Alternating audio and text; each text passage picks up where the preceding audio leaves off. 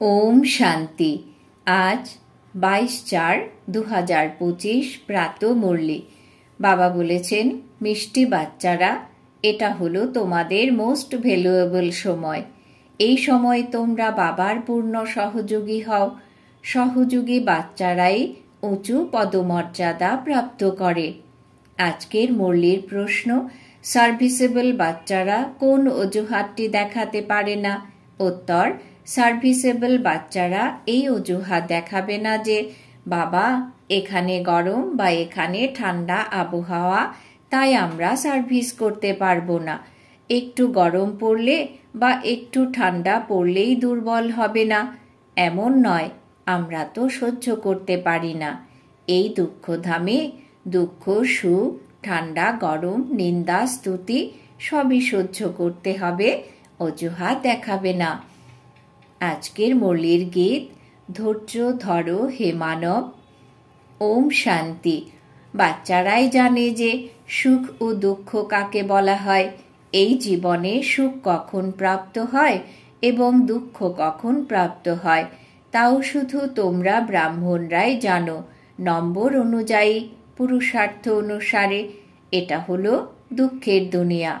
এই সময় একটু সময়ের জন্য দুঃখ, সুখ, স্তুতি, নিন্দা সব কিছু সহ্য করতে হয়। এই সব কিছু পেরিয়ে যেতে হবে।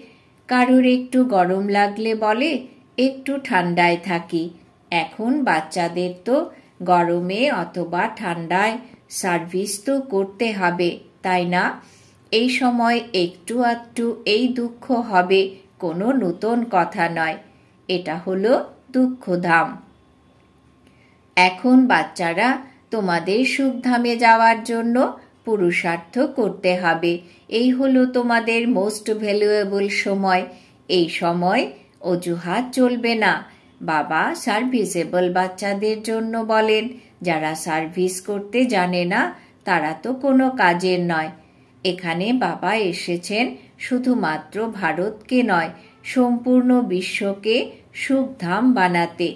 সুতরাং ব্রাহ্মণ বাচ্চাদেরই বাবার সহযোগী হতে হবে। বাবা এসেছেন, অতএব তার শ্রীমত অনুযায়ী চলা উচিত। যে ভারত স্বর্গ ছিল, সেই ভারত এখন নরক হয়েছে, তাকেই আবার স্বর্গ বানাতে হবে। এই কথাও এখন জানতে পেরেছ। সত্যযুগে এই পবিত্র রাজাদের রাজত্ব ছিল, খুব সুখে ছিলেন। তারপর অপবিত্র রাজারাও হয়েছে, ঈশ্বরের উদ্দেশ্যে দান পুণ্য করে, তাই তারাও শক্তি পেয়েছে। এখন হলো প্রজার উপরে প্রজার রাজ্য, কিন্তু তারা ভারতের সেবা করে না। ভারতের অথবা দুনিয়ার সেবা তো একমাত্র অসীম জগতের পিতাই করেন। এখন বাবা বাচ্চাদের বলেন, মিষ্টি বাচ্চারা, এখন আমার সঙ্গে সহযোগী হও। কত স্নেহ দিয়ে বোঝান। দেহে অভিমানী বাচ্চারা বোঝে। দেহ অভিমানী বাচ্চারা মায়ার জালে আটকে থাকে, তারা কি বা সাহায্য করবে? এখন বাবা ডাইরেকশন দিয়েছেন যে সবাইকে মায়ার শৃঙ্খল থেকে, গুরুদের বন্ধন থেকে মুক্ত করো। এ হলো তোমাদের পেশা। বাবা বলেন, যারা আমার সহযোগী হবে, উঁচু পদমর্যাদা প্রাপ্ত করবে। বাবা নিজের সামনে এসে বলেন, আমি কে, আমি কেমন। সাধারণ হওয়ার দরুন কেউ আমাকে সম্পূর্ণ রূপে জানে না। বাবা আমাদের বিশ্বের মালিক করেন, এই কথাও জানে না। এই লক্ষ্মী নারায়ণ বিশ্বের মালিক ছিলেন, সে কথাও কারোর জানা নেই। এখন তোমরা বুঝেছ যে কিভাবে তারা রাজ্য প্রাপ্ত করেছিলেন, তারপরে কিভাবে হারিয়েছেন। মানুষের বুদ্ধি তো একেবারেই তুচ্ছ। এখন বাবা এসেছেন সকলের বুদ্ধির তালা খুলতে, পাথর বুদ্ধি থেকে পরশ বুদ্ধিতে পরিণত করতে। বাবা বলেন, এখন সহযোগী হও। লোকেরা ঈশ্বরীয় সেবাধারী বলে, কিন্তু সহযোগিত হয় না। ঈশ্বর এসে যাদের পবিত্র করেন তাদেরই বলা হয়, এখন অন্যদের নিজের মতন বানাও, শ্রীমত অনুযায়ী চলো। বাবা এসেছেন পবিত্র স্বর্গবাসী করতে। তোমরা ব্রাহ্মণ বাচ্চারা জানো এটা হলো মৃত্যুলোক। বসে বসে হঠাৎ মৃত্যু হয়, তাহলে আমরা প্রথম থেকে যদি একটু পরিশ্রম করে বাবার কাছে অবিনাশী উত্তরাধিকার নিয়ে নিজের ভবিষ্যৎ তৈরি করি। মানুষের যখন বানপ্রস্থ অবস্থা হয় তখন ভাবে এখন ভক্তি করা শুরু করি। যতক্ষণ বানপ্রস্থ অবস্থা না হয় ততক্ষণ অর্থ উপার্জন করে। এখন তোমাদের সকলের হলো বানপ্রস্থ অবস্থা, তাহলে এই সময় বাবার সহযোগী হওয়া উচিত। নিজের মনকে জিজ্ঞাসা করা উচিত, আমরা বাবার সহযোগী হই। সার্ভিসেবল বাচ্চারা তো বিখ্যাত হয়, ভালোভাবে পরিশ্রম করে, যোগযুক্ত থাকলে সার্ভিস করতে পারবে। স্মরণের শক্তির দ্বারাই দুনিয়াকে পবিত্র করতে হবে। সম্পূর্ণ বিশ্বকে পবিত্র করার নিমিত্ত হয়েছ তোমরা। তোমাদের জন্য পবিত্র দুনিয়াও অবশ্যই চাই, তাই পতিত দুনিয়ার বিনাশ হবে। এখন সবাইকে এই কথা বলো যে দেহ অভিমান ত্যাগ করো, একমাত্র বাবাকে স্মরণ করো। তিনি হলেন পতিত পাবন, সবাই তাকেই স্মরণ করে। সাধু সন্ন্যাসী ইত্যাদি সবাই আঙুল দিয়ে ইঙ্গিত করেন যে পরমাত্মা হলেন এক, তিনি সবাইকে সুখ প্রদান করেন। ঈশ্বর অথবা পরমাত্মা বলে, কিন্তু তাকে কেউ জানে না। কেউ গণেশকে, কেউ হনুমানকে, কেউ নিজের গুরুকে স্মরণ করতে থাকে। এখন তোমরা জানো সেসব হলো ভক্তি মার্গের। ভক্তি মার্গ অর্ধকল্প চলবে। বড় বড় ঋষি মুনি সবাই নীতি নীতি করেছে। রচয়িতা ও রচনাকে আমরা জানি। বাবা বলেন তারা তো ত্রিকালদর্শী নয়, বীজ রূপ জ্ঞানের সাগর তো হলেন একজনই, তিনি আসেনও ভারতেই।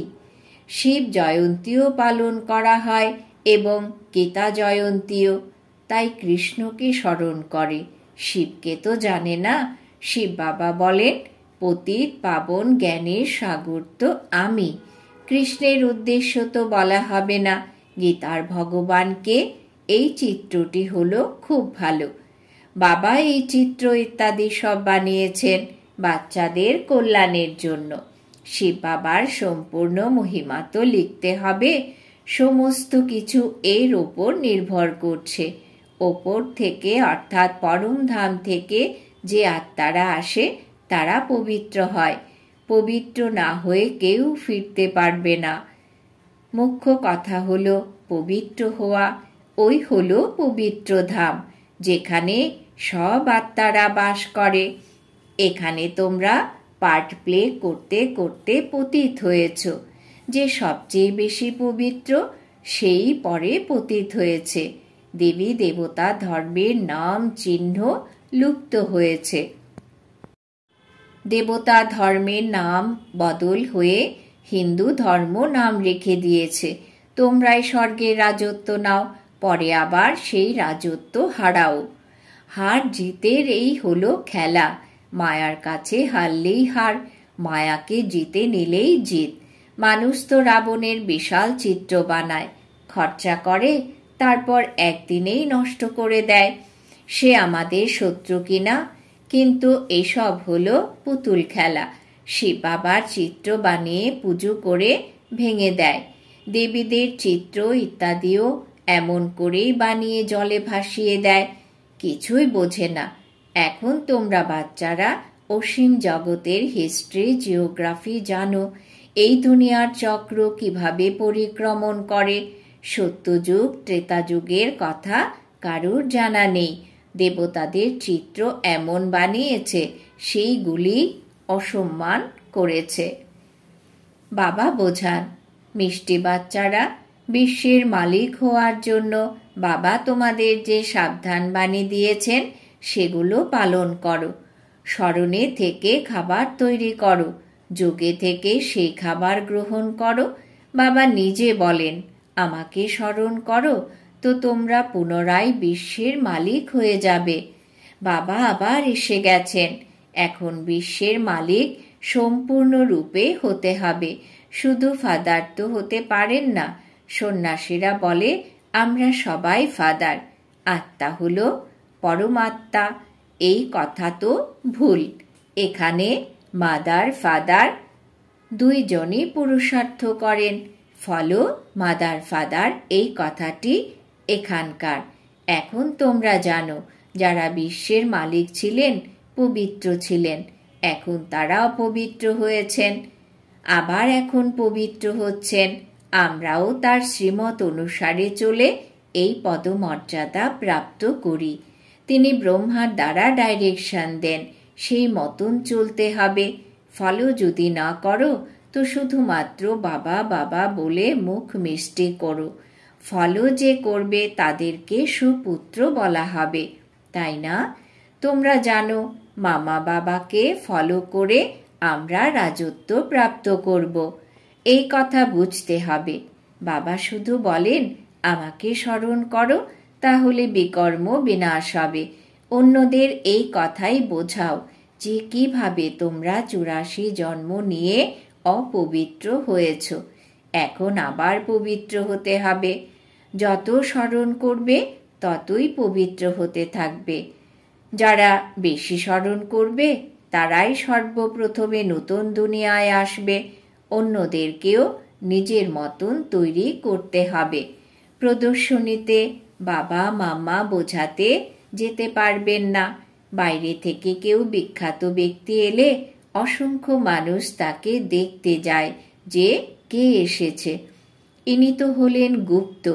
বাবা বলেন আমি এই ব্রহ্মা দেহের দ্বারা কথা বলি, আমি এই বাচ্চার প্রতি রেসপন্সিবল। তোমরা সর্বদা বুঝবে। শিব বাবা বলেন, তিনিই পড়ান। তোমাদের শিব বাবাকে দেখতে হবে, ব্রহ্মা বাবাকে নয়। নিজেকে আত্মা নিশ্চয় করো এবং পরমাত্মা পিতাকে স্মরণ করো। আমরা আত্মা, আত্মার মধ্যে সম্পূর্ণ পাঠ ভরা আছে। এই নলেজ বুদ্ধিতে আবর্তিত হওয়া উচিত। শুধু দুনিয়ার কথা বুদ্ধিতে থাকে, তার মানে কিছুই জ্ঞান নেই, একেবারে অধম। কিন্তু এমন আত্মাদের কল্যাণও করতে হবে। স্বর্গে তো যাবে, কিন্তু উঁচু পদ পাবে না, সাজা ভোগ করে যাবে। উঁচু পদ পাবে কিভাবে সে কথাও বাবা বুঝিয়েছেন।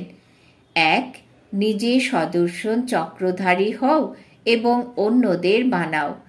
নিজে পাক্কা যোগী হও এবং অন্যদের বানাও।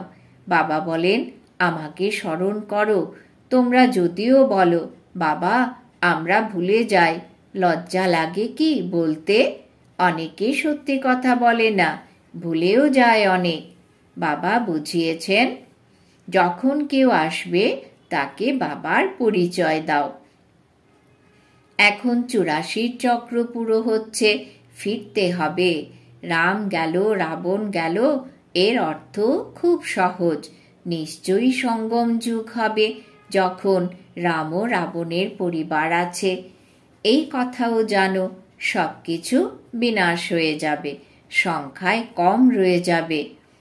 তোমরা রাজত্ব পাও কিভাবে সেসব ভবিষ্যতে সবই জানবে। আগেই সব তো বলবো না, তাই না? তাহলে তো খেলাটাই হবে না। তোমাকে সাক্ষী হয়ে দেখতে হবে, সাক্ষাৎকার হতে থাকবে। এই 84 চক্রকে দুনিয়ার কেউ জানে না। এখন বাচ্চারা তোমাদের বুদ্ধিতে আছে আমরা ফিরে যাব, রাবণ রাজ্য থেকে ছুটি পাই, তারপরে নিজের রাজধানীতে আসব। আর কয়েকটা দিন বাকি আছে। এই চক্র ক্রমাগত ঘুরতে থাকে, তাই না? অনেকবার চক্র ঘুরেছে। এখন বাবা বলেন যে কর্মবন্ধনে আবদ্ধ আছো সেসব ভুলে যাও, গৃহস্থে থেকে ভুলে যাও। এখন নাটক পুরো হচ্ছে, নিজের ঘর পরম ধাম ফিরতে হবে। এই মহাভারত যুদ্ধের পরেই স্বর্গের দ্বার খুলে যায়। তাই বাবা বলছেন এই নামটি খুব ভালো, গেটওয়ে টু হেভেন। কেউ বলে যুদ্ধ তো হতেই থাকে, তাদের বলো মিসাইল দিয়ে যুদ্ধ কবে হয়েছে এ হলো মিসাইলের শেষ যুদ্ধ। 5000 বছর পূর্বেও যখন যুদ্ধ হয়েছিল তখন যজ্ঞ রচনা করা হয়েছিল। এখন এই পুরনো দুনিয়ার বিনাশ হবে, নতুন রাজধানীর স্থাপনা হচ্ছে। তোমরা এই পড়াশোনা করছো রাজত্ব প্রাপ্তির জন্য। তোমাদের পেশা হলো রুহানি বা আত্মিক। দেহের বিদ্যা তো কাজে আসবে না, শাস্ত্র ইত্যাদিও কাজে লাগবে না। তাহলে এই পেশাতেই ব্যস্ত হয়ে যাওয়া উচিত। বাবা তো বিশ্বের মালিক বানান, বিচার করা উচিত। কোন পড়াশোনা করা উচিত? তারা তো অল্প ডিগ্রির জন্য পড়াশোনা করে, তোমরা তো পড়ছো রাজত্বের জন্য। রাত দিনের তফাৎ রয়েছে। ওই পড়াশোনা করলে চানা অর্থাৎ বিনাশী অর্থ প্রাপ্ত হবে কিনা তা ঠিক জানা নেই। কারোর দেহ ছাড়া হলে চানাও হারিয়ে যাবে। এই আত্মিক উপার্জন তো সঙ্গে নিয়ে যাবে। মৃত্যু তো সামনে দাঁড়িয়ে আছে। প্রথমে আমরা নিজের উপার্জন সম্পূর্ণ করি। এই উপার্জন করতে করতে দুনিয়া বিনাশ হয়ে যাবে। তোমাদের পড়াশোনা পুরো হবে, তখনই বিনাশ হবে। তোমরা জানো মানুষ মাতৃরই মুঠোয় রয়েছে চানা। এই সব ধরে বসে আছে বানরের মতন। তোমরা এখন রত্ন নিচ্ছ। এই চানা বা বিনাশী অর্থের প্রতি মমত্ব ত্যাগ করো। যখন ভালোভাবে বুঝতে পারে তখন মুঠোয় ভরা চানা ত্যাগ করে। এই শব্দ ছাই হয়ে যাবে। আচ্ছা, মিষ্টি মিষ্টি হারানিধি বাচ্চাদের প্রতি মাতা পিতা বাপদাদার স্মরণের স্নেহ সুমন আর সুপ্রভাত। আত্মাদের পিতা তার আত্মারূপী বাচ্চাদেরকে জানাচ্ছেন নমস্কার। আমরা আত্মারূপী বাচ্চারা আমাদের মাতা পিতা বাপদাদাকে জানাই স্মরণের স্নেহ সুমন, সুপ্রভাত, নমস্কার। ধারণার জন্যে মুখ্য সার। 1. আধ্যাত্মিক পড়াশোনা করতে হবে ও পড়াতে হবে। অবিনাশী জ্ঞান রত্ন দিয়ে নিজের মুঠো ভরতে হবে। বিনাশী টাকা পয়সা রূপী চানা জমা করতে সময় নষ্ট করবে না। 2. এখন নাটক সম্পূর্ণ হচ্ছে, তাই নিজেকে কর্মবন্ধন থেকে মুক্ত করতে হবে। স্বদর্শন চক্রধারী হতে হবে, অন্যদের করতে হবে। বরদান। বাবা আজ বরদান দিয়েছেন, সংকল্পগুলোকে চেক করে ব্যর্থের খাতাগুলোকে সমাপ্তকারী শ্রেষ্ঠ সেবাধারী ভব। সংকল্পগুলিকে চেক করে ব্যর্থের খাতাগুলোকে সমাপ্তকারী শ্রেষ্ঠ সেবাধারী ভব। বিস্তার। শ্রেষ্ঠ সেবাধারী হল সে যার সংকল্প, যার প্রত্যেক সংকল্প পাওয়ারফুল হবে। একটাও সংকল্প কোথাও ব্যর্থ যাবে না, কেননা সেবাধারী অর্থাৎ বিশ্বের স্টেজে অ্যাক্টিং করা আত্মা। সমগ্র বিশ্ব তোমাদেরকে কপি করছে। যদি তোমরা একটা সংকল্প ব্যর্থ করো তাহলে সেটা কেবল নিজের প্রতি করা নয়, অনেকের নিমিত্ত হয়ে যাবে। সেই জন্য এখন ব্যর্থের খাতাকে সমাপ্ত করে শ্রেষ্ঠ সেবাধারী হও। স্লোগান। সেবার বায়ুমণ্ডলের সাথে অসীম জগতের বৈরাগ্য বৃত্তির বায়ুমণ্ডল বানাও। সেবার বায়ুমণ্ডলের সাথে অসীম জগতের বৈরাগ্য বৃত্তির বায়ুমণ্ডল বানাও। আজকের সমান আমি শ্রেষ্ঠ সেবাধারী আত্মা। আজকের জন্য অব্যক্ত ইশারা। কম্বাইন স্বরূপের স্মৃতির দ্বারা সদা বিজয়ী হও। সঙ্গম যুগ হলই কম্বাইন থাকার যুগ। বাবার থেকে বিচ্ছিন্ন হতে পারবে না, সব সময়ের সাথী। সদা বাবার সাথে থাকা অর্থাৎ সদা সন্তুষ্ট থাকা। বাবা আর তোমরা সদা কম্বাইন্ড আছো, তাই কম্বাইন্ডের শক্তি হলো অনেক বড়। একটা কাজের পরিবর্তে 1000 কাজ করতে পারো, কেননা 1000 বাহু বিশিষ্ট বাবা তোমাদের সাথে আছেন। ওম শান্তি।